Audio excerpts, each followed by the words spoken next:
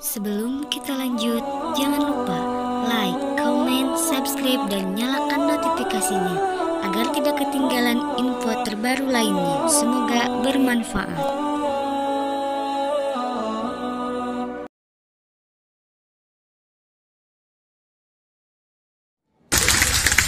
Jadi dalam bulan ini aja sudah berapa saya Islamkan itu? 17. Totalnya sudah ribuan saya Islamkan orang. Ibu bapak sudah berapa ekor? Yang ada ya bidah kafir, beda ukuran jenggot, beda kaki celana, bidah kafir kepada sesama muslim, pemecah belah ukhuwah. Jaga ukhuwah ini, persatukan. Kafir melihat, karena memang dari latar belakang sejarah antara batil dan hak selalu terjadi pergulatan. Orang kafir tidak pernah menang melawan Islam, baik dalam pergulatan peperangan fisik maupun dalam perdebatan argumen sains. Kalah. Terakhir perang salib, Salahuddin Al-Ayyub mampu menduduki Yerusalem, kalah. Lalu bagaimana? Hancurkan Islam. Kafir tidak mau tangannya berdarah. Orang Islam yang ia jadikan sebagai alat untuk menghancurkan Islam. Kenapa dia jadi berani? Karena banyak pendukung di pihak sana. Kita nggak boleh mengadu domba. Di Poso, di Ambon saya katakan dulu yang terjadi eskalasi konflik berdarah-darah, itu bukan perang agama, bukan. Saya di sana lama, saya di Papua. Eskalasi konflik yang ada di Ambon, di Poso itu bukan perang agama, tetapi Kristen dan Islam dijadikan kuda tunggangan untuk mencapai isu-isu politik. Nah ini mengganggu Ustadz Somad bukan persoalan politis, persoalan harga diri. Kita umat mayoritas kok, kau minoritas. Istilah orang Jawa, kau nebeng. Kau cuma segelintir sedikit. Saya juga mohon maaf ya, bicara begini bukan cari muka sama umat Islam, enggak lah. Kalau kita juga masuk Islam karena melihat orang Islam, mungkin gak Islam saya Pak Bupati. Karena yang masuk penjara Abdullah, Sulaiman, Muhammad. Iya Pak, jangan. Robertus, Sebritus, Capticus, jangan.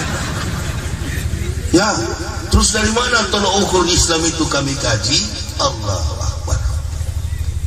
Saya dari jalan sana, jalan kaki ke sini, parkir mobil, dengar bupati bicara soal haji. Orang kafir itu Pak, sebelum orang menyerang UAS, kafir menyerang UAS, ada satu pendeta yang ngomong bahwa air Zam-Zam itu katanya adalah PDAM Saudi Arabia. Inilah blognya tanpa pengetahuan saja. Tapi adakah umat Islam lapor? Nggak ada, nggak pernah umat Islam begitu. Nggak ada lapor-lapor. Ada yang mau balik juga, yang pakai sorban sampai di seperti ban Vespa di kepala. Datang nyanyi-nyanyi di gereja, saling berpelukan sama kafirun, nggak apa-apa. Nggak ada umat Islam sewot. Bukan Nuril. Jangan sebut nama, langsung dilapor, hati-hati. Jadi Pak Bupati, generasi kita ini mesti diajar berani untuk berbuat yang benar, bukan berani berkelompok. Semakin dia berkelompok semakin pengecut. Semakin dia berkelompok semakin mudah diadu domba. Tuh waktu Pilpres kemarin ada yang bilang begini, Ustaz, polisi sama tentara ini Ustaz kami lihat-lihat sepertinya pro Jokowi. Yang ada ini kan pasti mantan-mantan cebong dan kampret semua itu.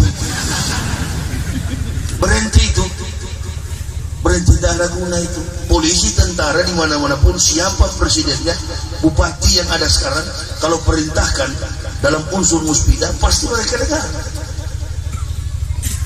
Jadi jangan kita mau diadu domba antara polisi dengan tentara, polisi dengan tentara, tentara dengan masyarakat, masyarakat dengan polisi. Persuasif, diplomasi, bicara bila ada persoalan. Karena apa? Ini akhir zaman, orang kafir semakin giat Target mereka itu kan 2020 harus menduduki tempat-tempat strategis dalam pemerintah. Nah, bagaimana generasi kita ini cuma jago main apa? Di tangan-tangan itu anak saya berhenti, mulai itu saya ambil handphone dan saya ikat di pohon dengan handphone. Berhenti dia main handphone, gadget itu apa itu? Di tangan YouTube segala macam, tidak mau buka buku belajar supaya cerdas, jadi pejabat yang berakhlakul karim. Yang ada berkelompok tidak ada tujuan. Tujuannya adalah apa? Diadu-adu domba. Nanti kalau berkumpul begini terjadi ambivalence, pertentangan perasaan. Ini dari partai A, partai B, padahal sama satu agama, Islam.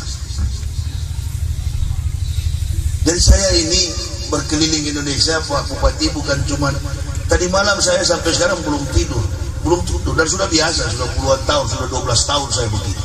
Kopi sampai puluhan gelas. Lambung saya ini sudah terbuat dari besi. Di mobil saya itu ukuran 200 ml kopi saya, setengah kilo, dan harus manis. Kalau nggak manis ketahuan tuh panitia tidak ikhlas. Ini gahwa mesti manis kalau saya minum, gulanya mesti banyak. Nggak ada penyakit saya selama kurang lebih 12 tahun, makan tidak teratur, tidur tidak teratur, keliling Indonesia tidak pakai sopir, saya yang bawa, Pak Bupati. Pekerjaan saya cuma itu, di mana-mana kokohkan persatuan ukhuwah Islamiyah. Masuk masjid yang kunut, mainkan terus kunut. Karena kunut menurut para ulama adalah doa. Yang tidak kunut juga, yang tidak apa-apa, lebih cepat, lebih bagus. Silakan. Saya yang dari kafir ini begitu masuk Islam gak peduli mau kunut, saya ikutan. Allahumma dinna biman hadait. Dari belakang saya aminkan paling keras.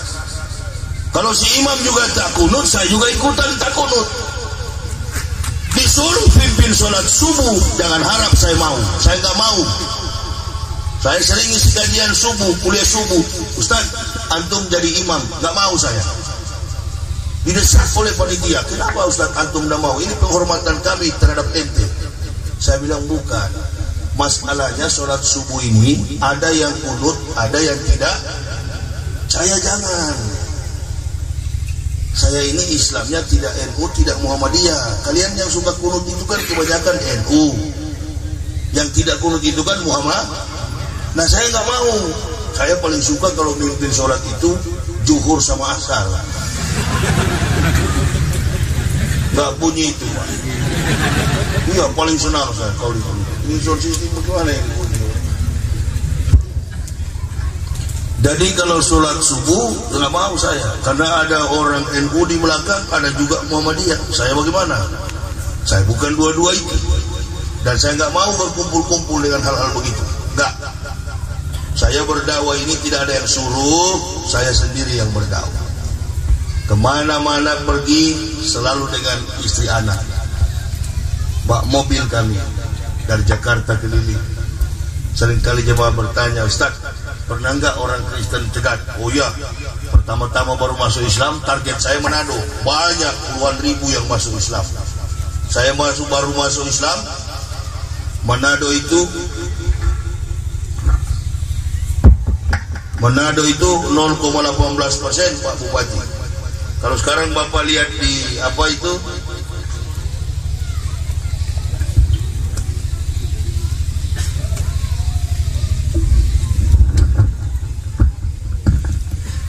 dulu 0,18%. Sekarang ini kalau buka di Google, persentase umat Islam di Manado 51%. Buka aja di Google. Jadi ada kebangkitan Islam. Pimpinan gereja dunia mulai stres. Orang di Eropa berlomba-lomba masuk Islam. Minggu lalu, pengusaha yang memiliki 16 stasiun TV di Amerika mengucapkan 2 kalimat syahadat. Ini kebangkitan Islam. Dari mana dia akan terbit? Ujung timur. Siapa itu? Indonesia. Jadi kalau orang kafir masuk Islam itu bukan seperti orang Islam yang murtad. Mereka mengkomparasikan keilmuan, kemampuan, kompetensi, sains yang mereka miliki, ternyata tersurat secara saintifik dalam Al-Quran. Itu kebanyakan alasan mereka. Lalu mereka masuk Islam, termasuk dengan pelaksanaan haji. Orang menganggap bahwa berhaji itu adalah ajaran Muhammad. Bukan. 124.000 nabi yang diutus oleh Allah, hanya satu yang belum menunaikan haji. Siapa dia? Nabi Isa alaihissalam, nabi yang ke-24 dalam catatan para rasul. Karena nabi ini belum tentu rasul, rasul sudah pasti. Nah itu ada tentara itu belum tentu jenderal sudah pasti tentara. Polisi belum tentu jenderal sudah pasti polisi. Jadi jumlah nabi itu bukan 25, jumlah nabi itu ada 124.000. 25 nabi itu adalah Rasulullah. Jadi mereka jenderal-jenderalnya para nabi. Tidak ada satupun dari 124.000 nabi yang sukses menuntun umat manusia ke jalan yang lurus kecuali baginda Rasulullah Muhammad sallallahu alaihi wasallam. Alhamdulillah illazi arsala Rasulillah rahmatan lil alamin. Saya terus pelajari.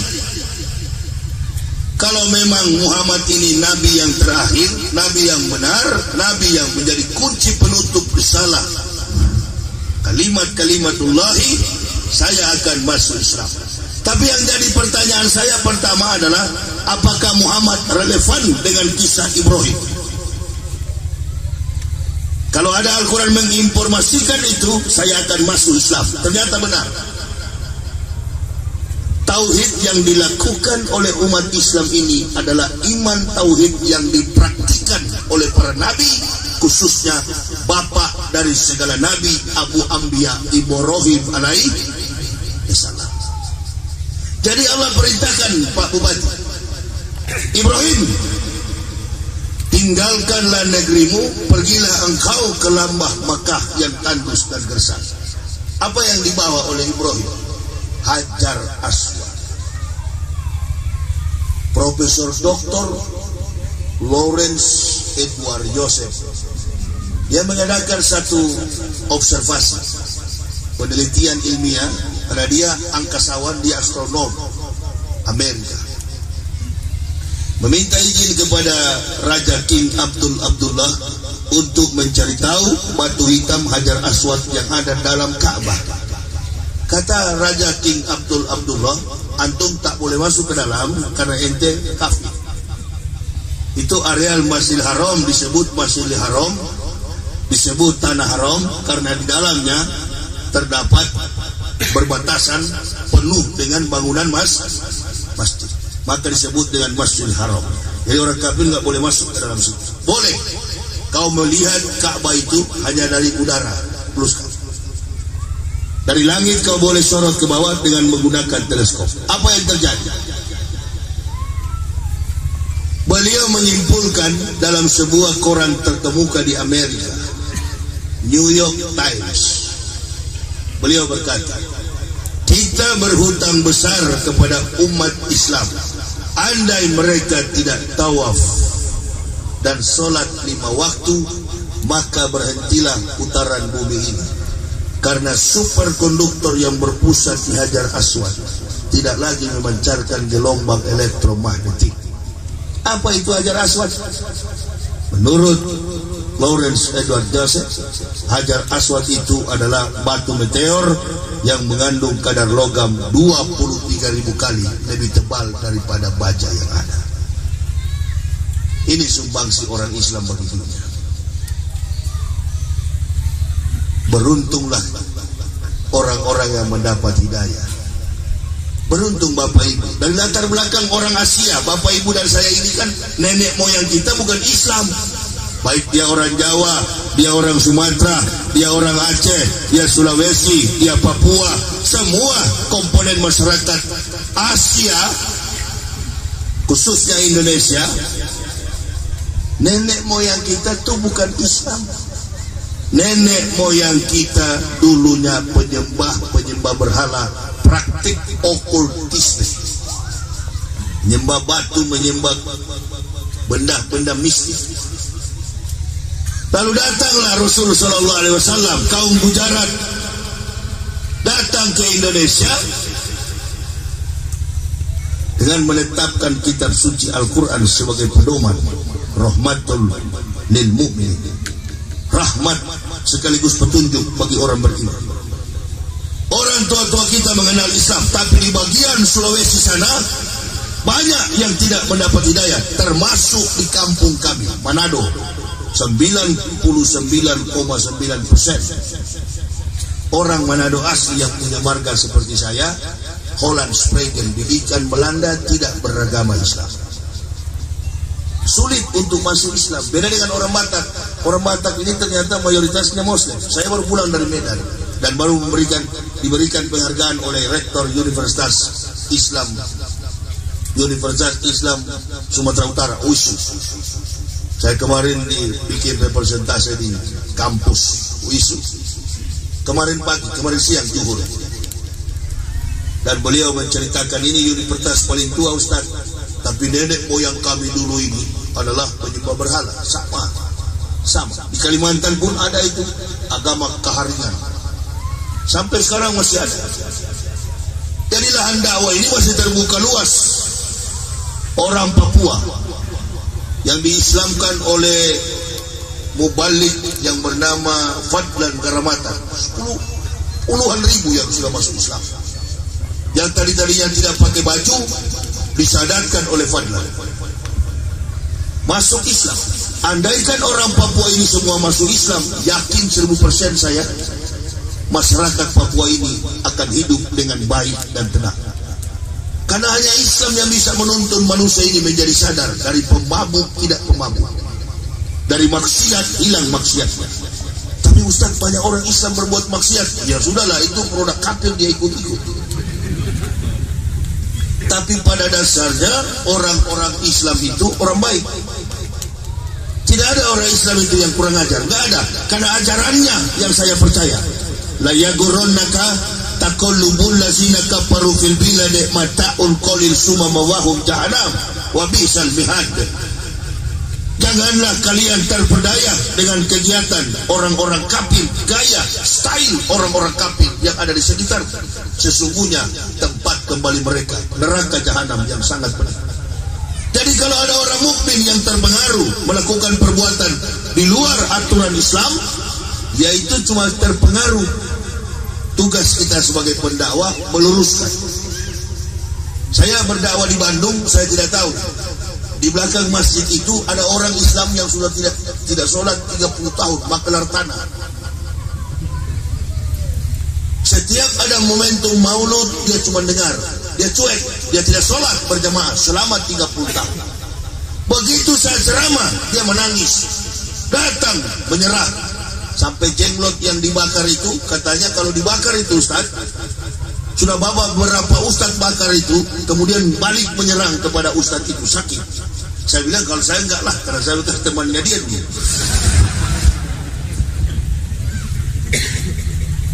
Nggak bisa. Kita ini orang yang dari kafir dikasih hidayah, ibarat bayi, kami dilindungi oleh Allah. Dijaga, beda dengan bapak ibu sudah banyak catatan di sana itu. Itulah bedanya. Jangan marah, tidak usah marah, tidak usah tersinggung. Kalau tersinggung sombong itu. Belajar. Nanti kalau nggak mau belajar, Islam itu diuruskan oleh ibu bapak. Ada yang menghina ajan bukan orang kafir, ada yang menghina jilbab bukan orang kafir, orang Islam. Orang Islam. Nah kafir jadi berani karena ada contoh. Ini kata Muhammad Abduh, al-Islamu mahjubun bil muslimin. Islam dihancurkan oleh orang Islam sendiri, dirusak oleh orang Islam sendiri. Saya bilang sama teman-teman mualaf, kau kalau masuk Islam jangan coba-coba menilai Islam dari pribadinya. Ada orang Islam kelakuan kafir, ada orang kafir kelakuan Islam.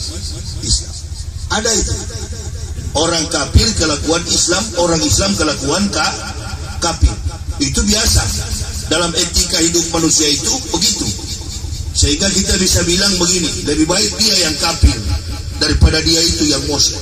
Nah, ini perbandingan. Tidak akan selesai persoalan itu. Kenapa? Karena orang yang dijadikan tolok ukur untuk mencapai tolok ukur kebenaran agama ini hanya satu manusia di dunia, bahkan diakui oleh pemikir-pemikir ulung dari tingkat intelektual penulis dunia. Siapa dia? Laqad kana lakum fi Rasulillahi uswatun hasanatun liman kana yarjullaha wal yawmal akhir wa zakarallaha katsiran. Di dalam diri Rasulullah melekat uswah, teladan yang baik. Michael Hart mengatakan, penulis buku terbaik 100 The Great Men in the World is Prophet Muhammad, good man is number one. Dari 100 catatan manusia terbaik di dunia, Nabi kita Muhammad menduduki ranking pertama sebagai orang terbaik. Allahu Akbar.